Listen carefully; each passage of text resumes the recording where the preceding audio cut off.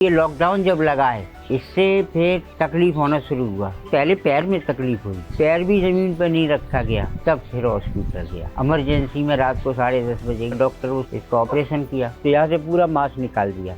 फिर ऑपरेशन इतने किए, फिर खून नहीं शरीर में रहा, 1 बोतल उन लोगों ने खून चढ़ाया। फिर जब ये ठीक हो गया, चलने लगे, फिर ये कमर में दुखावा हुआ, न तो इधर उधर हिल सके न कुछ। जब तो बिल्कुल ऐसे ही जैसे मुर्दा पड़ा है, ऐसे पड़े रहो। ऊपर भी नहीं सरक सकते थे, नीचे भी नहीं जा सकते थे। बहुत ज़्यादा तबीयत खराब होती रही। दो महीने हो गए, कुछ खाया ही नहीं। बहुत खराब पोजीशन हो गई। ये खाट है, कितने साल लेटे रहे इस पे? इस पे तो कम से कम 2-3 साल हो गए। आप ऐसे ही सीधे लेटे रहते थे? हाँ, डायपर बांध के?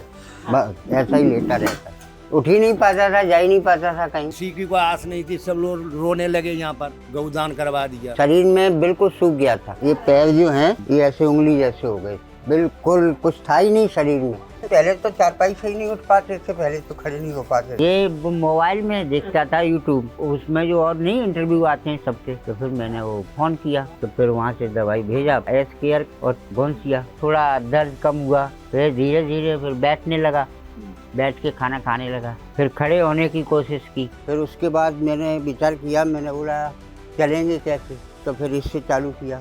इनके जीवन में वाकई बहुत बड़ा बदलाव आया है, जिसको देखने के बाद हम भी हैरान हैं। कमर दर्द के लिए गोंसिया और टी केयर सबसे बेस्ट दवाई है। खड़े नहीं हो पाते न, उनको कम से कम 1-1.5 साल हो गई, झुके रह गए। कमर में क्या पाई, एकदम उनको कोई तकलीफ नहीं थी, ऐसे ही अकस्मात होने लगी।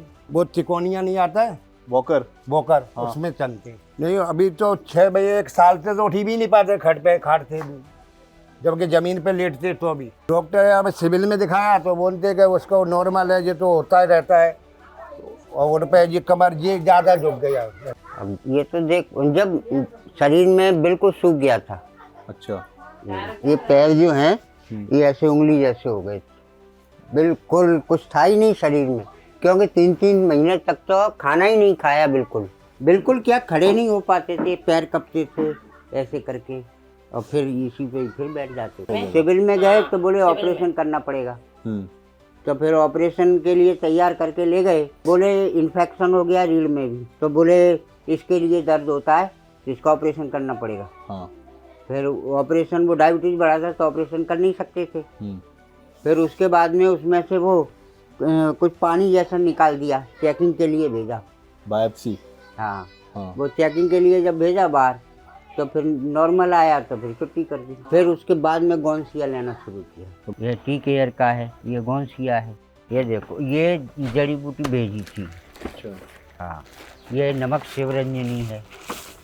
गोंसिया और एस केयर ये पहले भेजा था। गोंसिया तो खाते ही रहे शुरू से ही। ये कैप्सूल भर दिए हैं, और उसको वो करके कैप्सूल मंगा के और भर दिए। हाँ, इससे खाने में आसानी है।